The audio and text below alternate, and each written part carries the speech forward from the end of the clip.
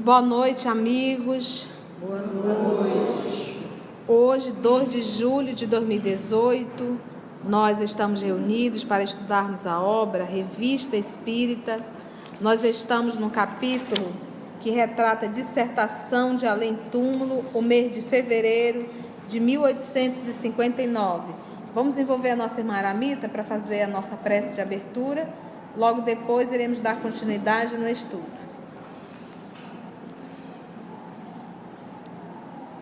Amigo Jesus,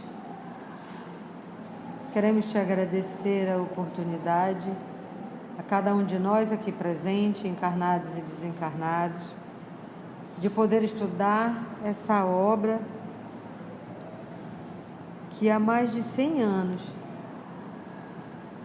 foi feita com muito empenho, com muito carinho, por Allan Kardec, seus companheiros e os amigos espirituais. Ajuda-nos, Senhor, no nosso entendimento desta obra, deste ensino, destes fundamentos teóricos, para que possamos internalizar e agir conforme a Tua doutrina de amor e de esperança, e essa doutrina que consola a cada um de nós.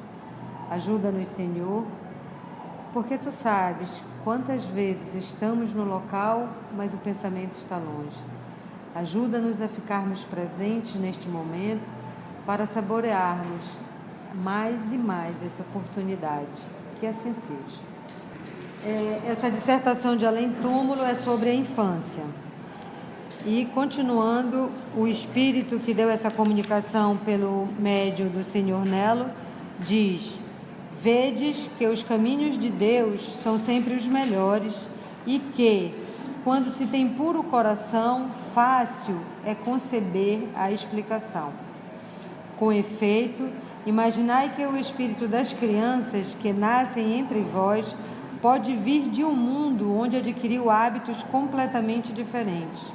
Como quereríeis que estivesse em vosso meio esse novo ser, que vem com paixões completamente diversas da que possuís, com inclinações e gostos inteiramente opostos aos vossos?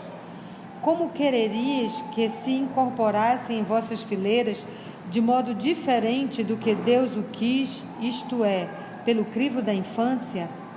Aí se vem confundir todos os pensamentos, todos os caracteres, todas as verdades de seres engendrados por essa multidão de esferas onde se desenvolvem as criaturas. Vós mesmos, ao morrer, vos encontrais numa espécie de infância em meio a novos irmãos. E, em nova existência fora da terra, ignorais os hábitos, os costumes e as relações desse mundo tão novo para vós. Manejareis com dificuldade uma língua que não estáis habituados a falar, língua mais viva do que o vosso pensamento atual. É que ele está explicando aí o porquê da infância e qual a utilidade de a infância no ser humano. É uma das mais longas de todas as espécies, né? Todos os outros animais, no reino animal, nasce pouco tempo depois, já está se virando, né? Mas o ser humano é o que demora entre 14 e 20 anos, né? Então, é por isso, uma das explicações que ele está falando agora é que, assim, que o espírito pode vir de outros mundos, de outros lugares, ele precisa se adaptar a nossa atmosfera, aos nossos hábitos.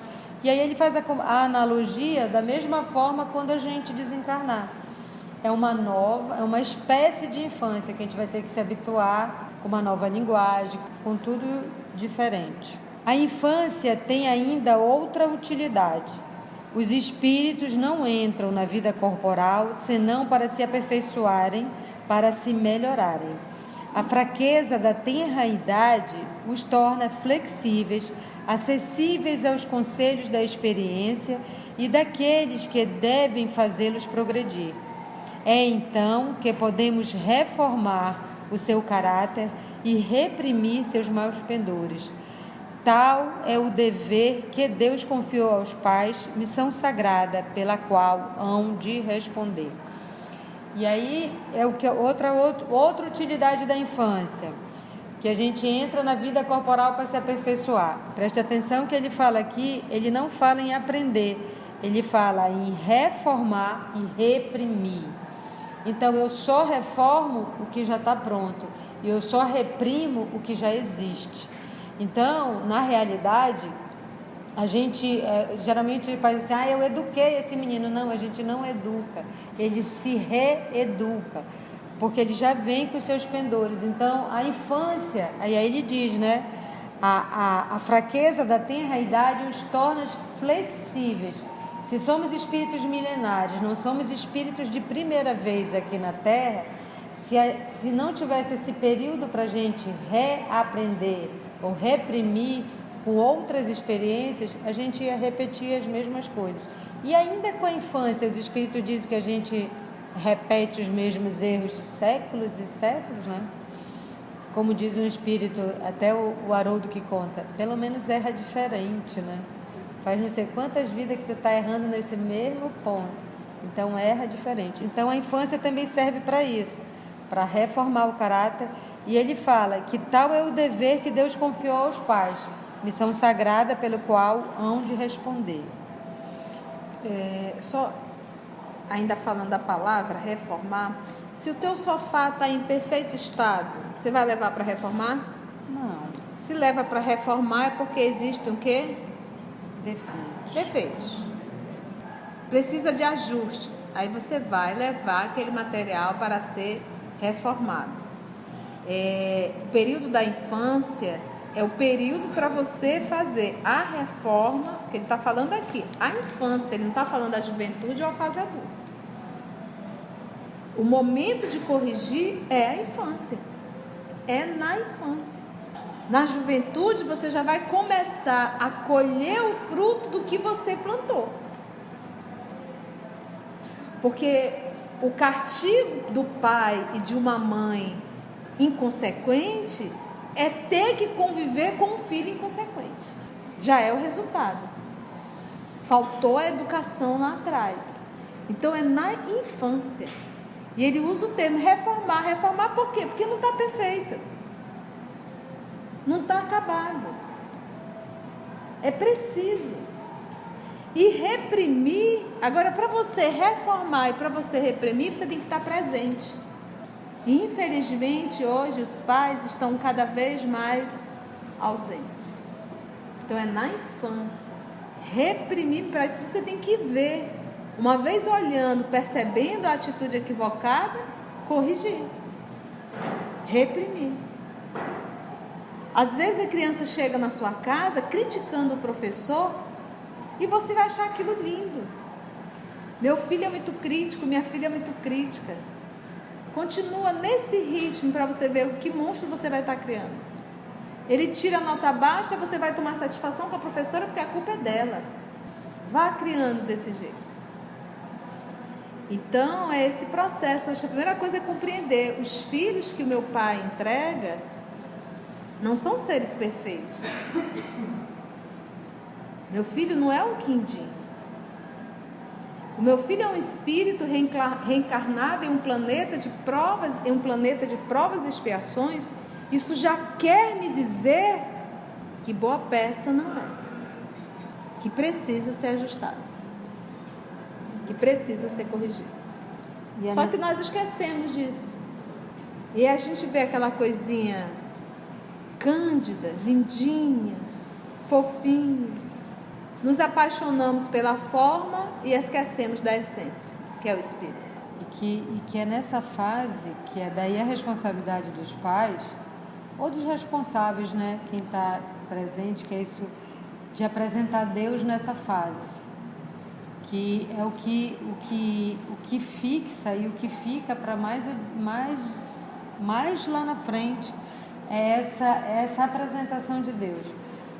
O Rossandro Klinge, numa palestra dele, fala que fizeram uma pesquisa com estudantes universitários aos 22 anos, né, no curso de medicina, e qual era o fator que fazia uns não descambarem para sexo e álcool e drogas desenfreado, né? Aí foram fazendo se era a raça, se era a condição social, e nada disso era determinante. E aí foram abrangendo a pesquisa. O único fator que era igual para todos os que resistiam ao sexo desenfreado e uso de álcool e drogas é que aos 6 anos de idade eles frequentavam a religião dos pais com os pais. Então, daí essa importância dessa... E aí é como ele diz aqui, né? Os espíritos não entram na vida corporal senão para se aperfeiçoarem. Então, ninguém entra para dar errado. Ninguém entra para ser... né? Eu nasci para isso mesmo, é meu karma, eu vim aqui para... Não. A gente entra para se aperfeiçoar, para reformar o caráter e reprimir os maus pendores. Mas precisa dessa fase de E é interessante que é colocado assim: tal é o dever que Deus confiou aos pais. Ele não colocou aos avós. Quem pariu Mateus, não é isso? Quem vai? Então, a responsabilidade dos pais. Ressalva se de repente a mãe enfermou a sua filha, seu filho, ficou numa condição que os avós terão que assumir. Mas pai e mãe vivos, saudáveis, e o avô e a avó querendo carregar, não. A responsabilidade é dos pais. Assim, não somente a infância é útil, necessária e indispensável, mas ainda é a consequência natural das leis que Deus estabeleceu e que regem o universo. Observação: chamamos a atenção de nossos leitores para esta notável dissertação, cujo elevado alcance filosófico é facilmente compreensível. Que há de mais belo, de mais grandioso que essa solidariedade que existe entre todos os mundos? Que mais apropriado para nos dar uma ideia da bondade e da majestade de Deus? A humanidade cresce por tais pensamentos, ao passo que se avilta se a reduzimos às mesquinhas proporções de nossa vida efêmera e de nosso imperceptível mundo entre os demais mundos. Quando ele fala da infância, que vem de outros mundos, né? Ele fala mesquinha proporções de nossa vida efêmera. A solidariedade. Quando você não precisar mais de estar aqui nesta escola, você vai para uma escola melhor. Porque ele fala, são justamente esses espíritos que migram, né? De um planeta para o outro, que vem trazendo o comportamento do outro planeta. Correspondência. Lodeac, 20 de dezembro de 1858. Senhor Allan Kardec, felicito-me por ter me posto em relação convosco por meio do gênero de estudos a que mutuamente nos entregamos. Há mais de 20 anos eu me ocupava com uma obra que deveria intitular-se Estudo sobre os Germes. Essa obra devia ser especialmente fisiológica. Entretanto, minha intenção era demonstrar a insuficiência do sistema de Bichat. Aí ele explica aqui. Era o anatomista e fisiologista francês. O sistema de Bichat, que não admite senão a vida orgânica e a vida de relação, ou seja, que não tem a vida espiritual, né? Queria provar que existe um terceiro modo de existência, que sobrevive aos dois outros em estado não orgânico. Esse outro, terceiro modo, nada mais é que a vida anímica ou espírita, como chamais. Numa palavra, é o germe primitivo que engendra os dois outros modos de existência orgânica e de relação. Também queria demonstrar que os germes são de natureza fluídica, dinâmicos, ou seja, que tem dois movimentos de dinamismo, né? Atrativos, indestrutíveis, autógenos e em número definido, tanto em nosso planeta quanto em todos os meios circunscritos.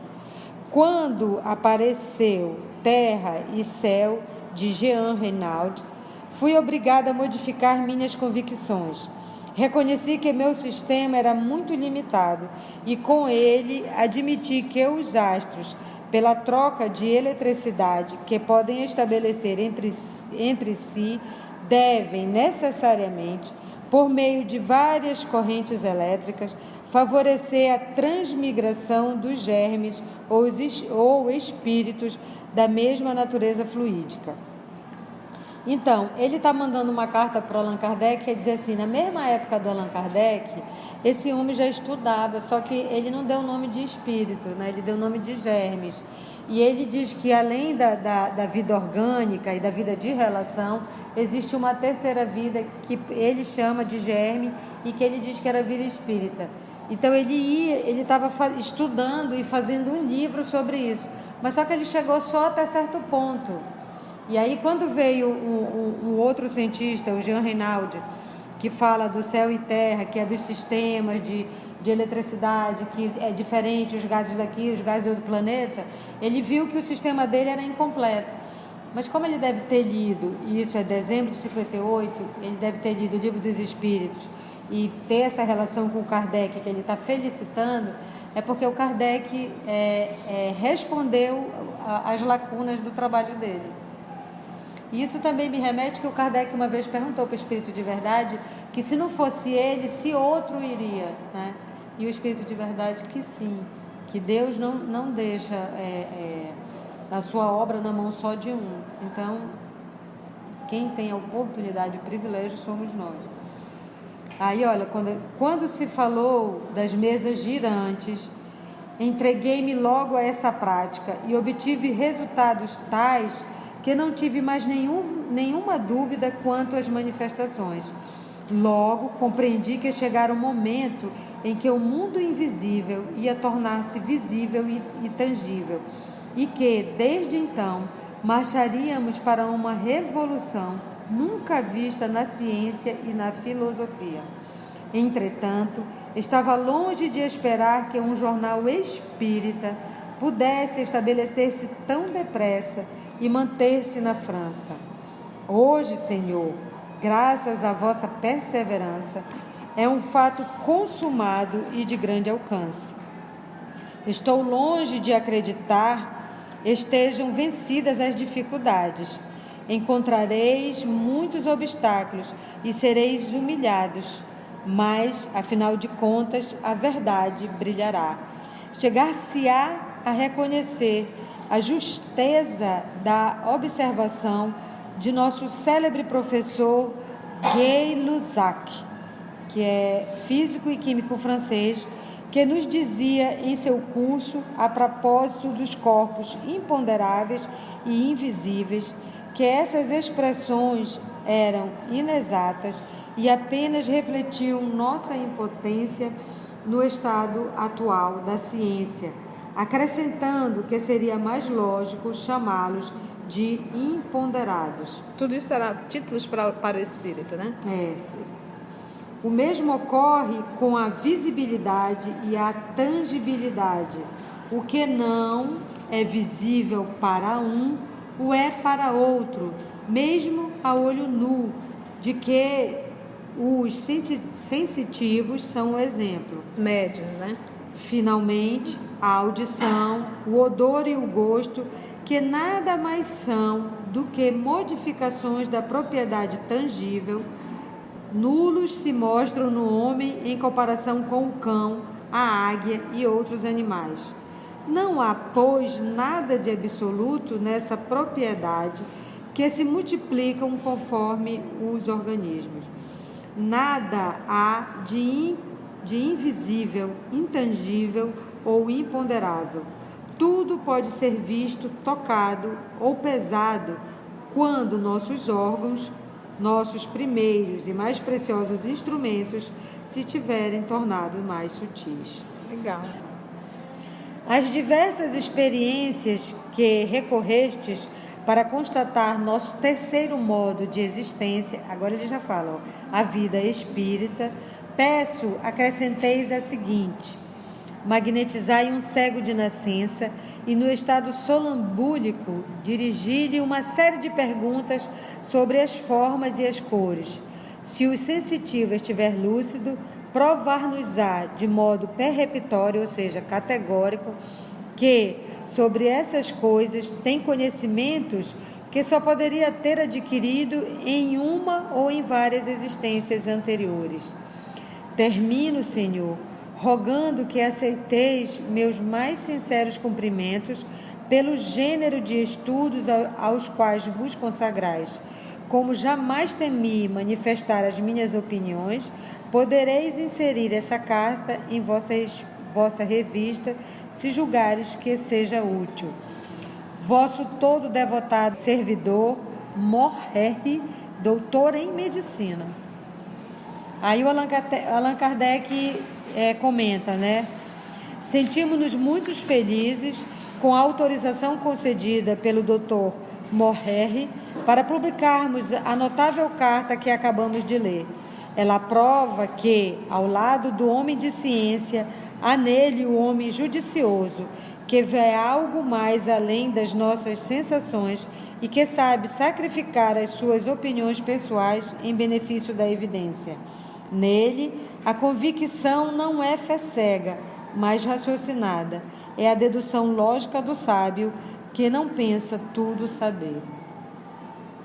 Que aí mesmo tinha gente que atacava, mas tinha gente que também estudava, homem de ciência, olha, é um doutor em medicina, que diz que ele está certo, é esse o caminho, ele já vinha estudando isso, e que a gente ainda vai chegar a reconhecer isso.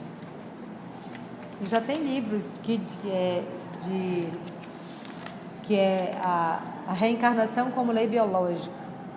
Já tem gente defendendo isso. Ok, então nós vamos parar aí. Alguma pergunta, meus irmãos? Alguma colocação sobre o doutor em medicina? É que hoje a gente lendo a revista, mais de 100 anos para frente, a gente acha natural, né? Sim, mas isso na época. E um médico, né? Para ver como do médico, assim, foi uma ousadia que no final da carta ele diz: se quiser colocar meu nome, porque tinha gente também que escrevia para o Allan Kardec e pedia para não colocar o nome. Aí ele colocava, pode ver que tem artigos que ele coloca iniciais, que ele coloca pseudônimo, porque a pessoa não quer ser identificada. Porque ele foi ridicularizado, né? Se hoje em dia o pessoal fala, tu acredita nisso, de espírito, não sei o quê. O próprio Camille Flammarion também foi muito ridicularizado. Cientista, né? Foi bom o nosso estudo? Então agradecemos ao nosso Senhor Jesus, aos amigos espirituais e até o nosso próximo estudo.